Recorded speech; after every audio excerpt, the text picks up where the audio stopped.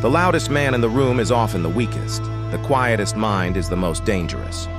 This is General Kael, a man whose name was once whispered with reverence across the empire. But tonight the air is thick with the scent of betrayal.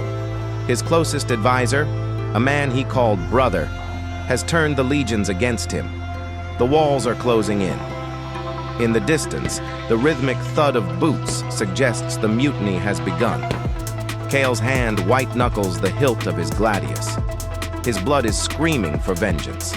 His lungs are tight with the instinct to roar, to lash out in a fury of steel and fire. He feels the hot sting of failure and the cold bite of fear. Everything he built is collapsing, and his soul is begging for a fight. But Kael stops. He remembers the voice of a slave-turned-teacher, the philosopher Epictetus, a man who taught that while we cannot choose our circumstances, we always choose our response. A single sentence echoes in the hollow of his mind. It is not what happens to you, but how you react to it that matters. Kael realizes a terrifying truth. His fury is exactly what his enemies want.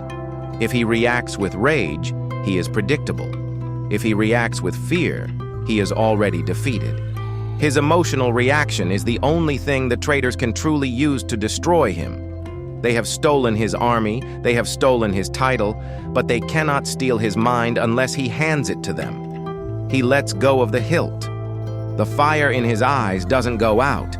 It turns from a wildfire into a focused, icy beam. Kael chooses silence.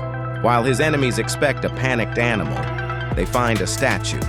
He sits in the darkness, meticulously planning his next move with a detached, cold logic. He practices memento mori. He contemplates his own death. He realizes that if this is his final hour, he should spend it with the dignity of a man, not the desperation of a coward.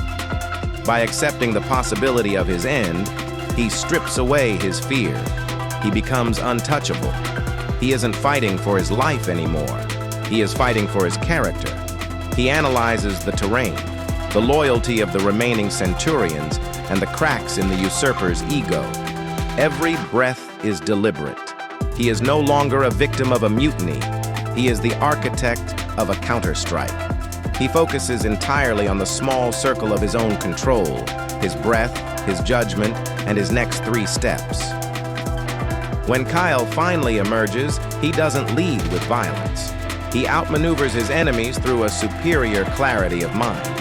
While the camp is in a fever of chaos, Kael remains a vacuum of stillness.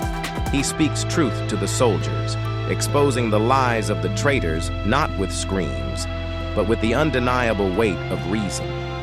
The mutiny dissolves, not through a massacre, but because Kael remained the only person in the camp who was truly in command of himself. He remains calm while the world around him is burning. He has regained his sovereignty, not over an empire, but over his own soul.